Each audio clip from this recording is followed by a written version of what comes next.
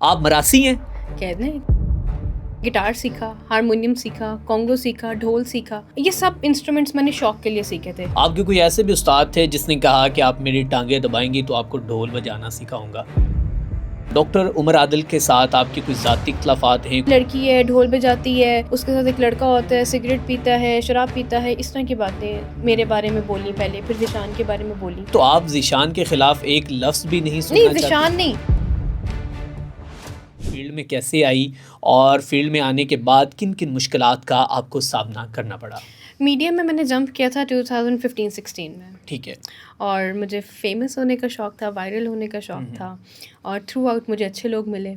नईम हनीफ़, ज़ैन मदनी, ठाकुर लाहौरी साहब, उसके अलावा सालिया बुखारी, शकील अंजुम, शकील जाहिद, काफ़ी सारे लोग हैं। अब मैं नाम लेना शुरू करूँगी तो लिस्ट एक बन जाएगी।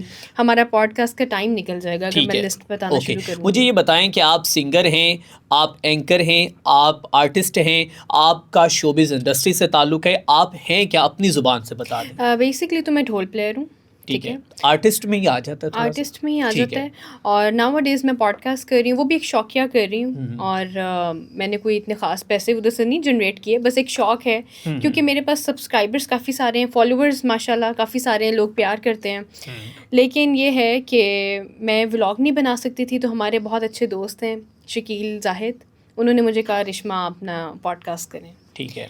पैसों के लिए हमने स्टार्ट नहीं किया था, हमने एक फ़न के लिए, एक एंटरटेनमेंट के लिए, एक तो मेरे पास कंटेंट आ जाएगा और हम हमारे जो फॉलोअर्स हैं उसको यूटिलाइज़ कर लेंगे। और आप जानती हैं कि लोग अब इसके ऊपर ये सवाल उठा रहे हैं, कह रहे हैं कि चलें जी अब बस हो गया, इसके पास जो था अब इसने आके माइक ही पकड़ना था, वो इसने पकड़ लिया, और यही ये चाहती थी बस। नहीं, ऐसा तो कुछ नहीं मैंने फ़ेस किया, क्योंकि ये तो मेरी अपनी पर्सनल चॉइस थी ना, मैं फैमिली व्लॉगिंग करूँ या नॉर्मल व्लॉगिंग करूँ या पॉडकास्ट करूँ। और वो मेरे पास फॉलोअर्स काफ़ी सारे थे, तो मुझे सब कहते थे यार इनको तुम वेस्ट कर रही हो, ठीक ये है। अपना कंटेंट जनरेट करो। मैंने 2-3 फजूल से व्लॉग बनाए भी हैं। अच्छा, मैं अगर व्लॉग बनाऊँ तो मैं ऐसा बना सकती हूँ, जी दिस इज़ मी अरिश्मा, मैं अभी शो पे जा रही हूँ, शो से वापस आ गई हूँ, दैट्स इट। या दिस इज़ मी अरिश्मा, आज हमारी शूट है, हमारा शूट पे जो BTS चल रही होती है वो दिखा दी, और उसके बाद घर वापस। इसके अलावा मेरे पास कोई एक ख़ास एक्टिविटी है नहीं दिखाने को, क्योंकि लोगों में मेरा इन्फ्लुएंस थोड़ा कम है, सोशलाइज़ थोड़ा मैं कम करती हूँ, ज़्यादा टाइम मेरा घर पे ही गुजरता है, और मेरा अपना एक सर्कल है, उसी में मेरा उठना बैठना है। और media friendships are not friendship at all, आपको पता ही है। ठीक है। अच्छा, ये बताएं कि आप बड़ी खूबरू खूबसूरत नौजवान शख्सियत हैं, आपने ढोल बजाना ही क्यों सीखा? आप इंजीनियर क्यों नहीं बनी? आप डॉक्टर क्यों नहीं बनी? आपने लोगों की खिदमत करने के लिए कोई ऐसी तगदो क्यों नहीं की? लेकिन आप अगर बनी हैं तो वो भी एक पाकिस्तान के पहले ढोल प्लेयर बनी है, क्या मामला है? आप मरासी कह लें सीधे ना, मैं माइंड नहीं करूँगी, कोई बात नहीं। आपको मरासी कह लूँ, आप माइंड नहीं करेंगी? क्यों माइंड करना है? आप मरासी हैं? कहते हैं कमेंट सेक्शन में इतने सारे लोग जब कह रहे होते हैं कि जी मरासी मरासी मरासी, देखें जी एक इंस्ट्रूमेंट है जिसमें मैंने गिटार सीखा, हारमोनियम सीखा, कॉन्गो सीखा, ढोल सीखा। ये सब इंस्ट्रूमेंट्स मैंने शौक़ के लिए सीखे थे। लेकिन शौक़ कब मेरा प्रोफेशन बन जाएगा मुझे खुद को भी अंदाज़ा नहीं हुआ। मैंने शौक़ में मैं वायरल हो गई, और शौक़ में मैंने अर्निंग भी की। मेन मकसद था वायरल होना, मेन मकसद पैसा नहीं था। ठीक है। और बस अब मैं अपने शौक़ को ही लेके चल रही थी। अच्छा, आज अरिश्मा वायरल हो चुकी है, शोहरत की बुलंदियों पर पहुंच चुकी है, तो आज अरिश्मा ख़ुद को क्या महसूस कर रही है? अच्छा फ़ील करती हूँ। अभी जैसे आपने कहा कि खिदमात के लिए आप डॉक्टर बनती, इंजीनियर बनती, तो मैं करती ही फैमिली इवेंट्स हूँ। मेरे इर्द गिर्द लेडीज़ ही होती हैं। अब जो लड़कियाँ मेल ढोल वाले के सामने भंगड़ा नहीं कर पाती थी, वो मैं जब ढोल प्ले करती हूँ मेरे इर्द गिर्द भंगड़ा करती हैं। ठीक है, खिदमात में ही आ गया ना। ठीक है। अच्छा, फील्ड की आपने बात की, आप कहती हैं कि आपके साथ फैमिलीज़ होती हैं, अब तक कहीं पर हैरेसमेंट का भी सामना करना पड़ा? किसी ने आपको टच किया हो या कोई आपके करीब आ गया? अक्सर औकात होता है ना, सेल्फी के बहाने में बहुत करीब चले जाते हैं लोग जो वहाँ पर परफॉर्मेंस देख रहे होते हैं। जितना मैं चार्ज कर रही हूँ इतना मतलब एक सिंगर चार्ज करता है, एक म्यूजिशियन अब तक का कोई इतना चार्ज नहीं करता। तो जाहिर है जितने पैसे मैं चार्ज कर रही हूँ तो आम बंदा तो अफोर्ड नहीं कर सकता ना, उनकी अपनी भी कोई वर्थ होगी तो वो मुझे इनवाइट करेंगे ना। फिर उनको पता है कि अगर हमने बुलाया है तो हमने इज़्ज़त भी देनी है। फिर मेरे साथ अपनी पूरी प्रॉपर टीम होती है जिसमें मेरे 3 ढोल हैं, एक ड्रम सेट है, मैं खुद हूँ, मेरे गार्ड्स होते हैं। लेकिन अल्हम्दुलिल्लाह मुझे थ्रू आउट जितनी फैमिलीज़ मिली हैं बहुत अच्छी, बहुत रिस्पेक्ट वाली और बहुत प्रोटोकॉल देने वाली। ठीक है। अरिश्मा, क्वालिफिकेशन क्या है? ए लेवल्स मैंने किया एलजीएस से। ए लेवल के बाद क्यों छोड़ दिया था? बस मैंने मीडिया स्टार्ट कर दिया था, तो मुझे इतनी कोई ख़ास ज़रूरत नहीं लगी कि मुझे कंटिन्यू करना चाहिए। ठीक है। तो इस सारे प्रोसेस में क्या क्या हर्डल्स आई, कहाँ कहाँ पर कभी ऐसा हो कि आप दिल बर्दाश्त होगी और आप कहें कि बस सब कुछ छोड़ दें, ये दुनिया ही बड़ी फेक है, ये बड़े दिल फरेब झूठे लोग हैं, कभी ऐसा महसूस हुआ? अकेले बैठ के कभी रोई? बिल्कुल हुआ। अभी रिसेंटली एक बंदी ने बहुत फजूल सी बात की जो कि मुझे बहुत हर्ट किया, क्योंकि आम पब्लिक को आप क्लियर नहीं कर सकते, लेकिन जो आपके मीडिया का सर्कल है ना, सबको पता होता है हमारा दोस्त कैसा है, हमारा कॉलीग कैसा है। लेकिन अब आम पब्लिक जो बात करती है उस पर हम नहीं माइंड करते, लेकिन आपके सराउंडिंग में आप ये जो फील्ड कह रहे हैं, क्या इसका वर्ड कहेंगे, आपके जॉनरा के लोग जो हैं, जी जी, इस तरह के लोग बात करें तो वो बहुत ज़्यादा फील होता है। फिर मैंने अपने ही पॉडकास्ट पे मैंने अपना एक व्लॉग कह लें या पॉडकास्ट कह लें, मैंने रिकॉर्ड करवाया और मैंने इस पे तो बाकायदा हम आगे जाके प्रॉपर बात करेंगे। तो मुझे ये बताइएगा कि ढोल आपको किसने सिखाया? क्या कोई बाय बर्थ ही घर वालों ने कोई वीडियो दिखा दी, कोई जिसमें आपको ढोल का शौक़, आपने कहा कि अब मैंने ढोल ही सीखना है, और उस्ताद आपके कौन थे? उस्ताद मेरे सर इमरान हैं, मेरे बड़े भाई हैं, मेरे टीचर भी हैं, और मेरी मेहनत है ढोल सीखने में, हाथों में छाले पड़ जाते हैं, और थैंक यू टू हिम।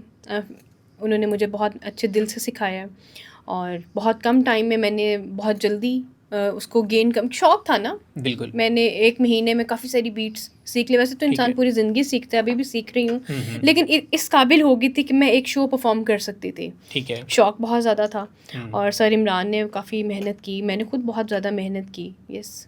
आपके कोई ऐसे भी उस्ताद थे जिसने कहा कि आप मेरी टांगें दबाएंगी तो आपको ढोल बजाना सिखाऊंगा? तो क्या कहना चाहेंगी, क्या ढोल सीखने वक्त भी आपको जो है वो हैरासमेंट का भी सामना करना पड़ा? नहीं, हैरासमेंट तो नहीं हुई, लेकिन मेरे लिए ये बात थोड़ी अजीब सी थी कि मैं क्यों किसी की टांगें दबाऊं। तो मैंने फिर वहाँ पे जाना छोड़ दिया था। मैं उनका नाम बिल्कुल मेंशन नहीं करना चाहूँगी, अल्लाह पाक उनको जन्नत में आला मुकाम दें, लेकिन उनको ख़ुद को भी तो ख्याल होना चाहिए था ना कि मैं एक फ़ीमेल स्टूडेंट से मैं ऐसी बात करूँ। उनकी एक और फीमेल स्टूडेंट थी, वो ऑलरेडी उनकी टांगें दबाती थी। अभी भी मैं पता नहीं उनका कोई आपस में इन्फ्लुएंस है या नहीं, मुझे नहीं पता, मैं उनके कॉन्टैक्ट में नहीं हूँ, तो मुझे नहीं मुनासिब लगा, मैंने छोड़ दिया। ठीक है। अच्छा, मुझे ये बताएं कि आप आए रोज़ किसी न किसी तनाज़ात का शिकार रहती हैं। रिसेंट आपने डॉक्टर उमर आदिल के हवाले से एक स्टेटमेंट दी जो सोशल मीडिया पर बहुत वायरल हुई। डॉक्टर उमर आदिल के साथ आपके कोई ज़ाती इख्तिलाफ़ात हैं, कोई रंजिश है, मामला क्या है?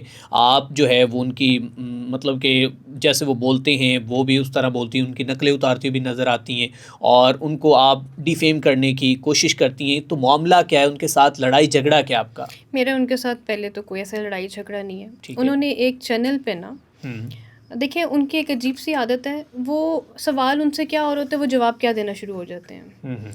तो उसी चैनल पे मैं भी इनवाइटेड थी, वो ऑलरेडी इंटरव्यू दे रहे थे, ऊपर से मतलब जब मेरी उस ब्रेक में उन्होंने उठना था और मैंने बैठना था। ठीक है। तो मैं पहुंच गए हुए थे, तो उन्होंने ऐसे देखा तो शायद उनको याद आ गया कि जी मैं इस बारे में बात करता हूँ। होस्ट उनसे बात कर रहे हैं ईद की, वो ईद की बात नहीं कर रहे हैं, वो मेरे पे आ गए हैं। जी लड़की है, ढोल बजाती है, उसके साथ एक लड़का होता है, सिगरेट पीता है, शराब पीता है, इस तरह की बातें मेरे बारे में बोली पहले, फिर ज़ीशान के बारे में बोली। तो देखें, कोई आपकी इज़्ज़त पे हाथ डाले तो उसको घर से उठा लें, उसके बिल्कुल उस पर FIR कटवाएँ और बिल्कुल लीगल नोटिस लें आप। ठीक है। अच्छा, तो आप ज़ीशान के ख़िलाफ़ एक लफ्ज़ भी नहीं सुनना चाहते? नहीं, ज़ीशान नहीं, यहाँ पे जी आप सायरा नसीम जी के बारे में बात करेंगे मैं मुंह तोड़ दूँगी, मलकू के बारे में बात करेंगे मैं मुंह तोड़ दूँगी, हमारे एक और बड़े प्यारे भाई हैं मज़हर राई साहब के बारे में बात करेंगे, अकरम राई साहब, ये इन सब लोगों के साथ मेरा उठना बैठना है ना, सिर्फ एक अकेले ज़ीशान नहीं है। ये सब मेरे लिए मेरी फैमिली है। और मैम सायरा नसीम तो मुझे वैसे ही बहुत अच्छी लगती हैं, उनकी ड्रेसिंग सेंस बहुत अच्छी है, मेकअप बहुत अच्छा करती हैं, इस उम्र में भी उन्होंने मेरी मदर की उम्र की हैं, अपने आप को बहुत अच्छा मेंटेन किया है और मैं उनकी दिल से इज़्ज़त करती हूँ। उनके बारे में भी कोई बात करेगा तो मैं उनके लिए पूरा स्टैंड लूँगी। अच्छा, एक जगह पे मैं सुनता हूँ कि आप बड़ी सख्ती के साथ कहती हैं कि अगर वो ज़ीशान को ट्रोल कर रहा था तो ज़ीशान अगले एक प्रोग्राम में उसके साथ बैठा हुआ था, ज़ीशान को उससे पूछना चाहिए था कि अगर डॉक्टर उमर आदिल आपके हवाले से ये बात कर रहा है तो आप उसके पास क्यों बैठे हुए और मैं उसके लिए उसके मुकदमे लड़ रही हूँ, तो इसके हवाले से क्या कहें? ज़ीशान को नहीं पता था, मैंने वैसे बताया था ज़ीशान को कि ज़ीशान इस तरह सा एक इशू बना था और मैं बोली थी, ज़ीशान को पता है मैं ब्लंट हूँ। तो वो बल्कि मुझे समझाते हैं कि रिश्मा थोड़ा ना आप नॉर्मल रहा करो, मीडिया पे थोड़ा ना आप सॉफ्ट जेस्चर दिखाया करो। मैंने कहा यार मैं फ़ेक नहीं हूँ, ठीक है। मुझसे फेक नहीं बना जाता, आप जो हैं आप वैसे रहें। हम्म। आप क्या मीडिया के सामने बहुत सॉफ्ट रहें और ऑफ द कैमरा आपका बिहेवियर उतना ही ख़राब हो, बिल्कुल ऐसे ही। तो मैं ये ड्यूल फेस्ड मेरे से नहीं प्ले ये होता। आप जो हैं वैसे नेचुरल रहें। ठीक है। तो ज़ीशान को मैंने ये बताया था कि एक इंसान है, और मैंने उनके ऐसे ऐसे उनको रोका क्योंकि वो मेरे बारे में और आपके बारे में अजीब बात करते जो कि उनको नहीं करनी चाहिए थी। उन्होंने वहाँ पे मुझसे सॉरी की, और बाद में फिर एक और चैनल पे बैठ के उन्होंने मुझे डिस्कस किया। वहाँ पे ज़ीशान भी थोड़ा चुप रहे, उन्होंने कोई ख़ास जवाब नहीं दिया।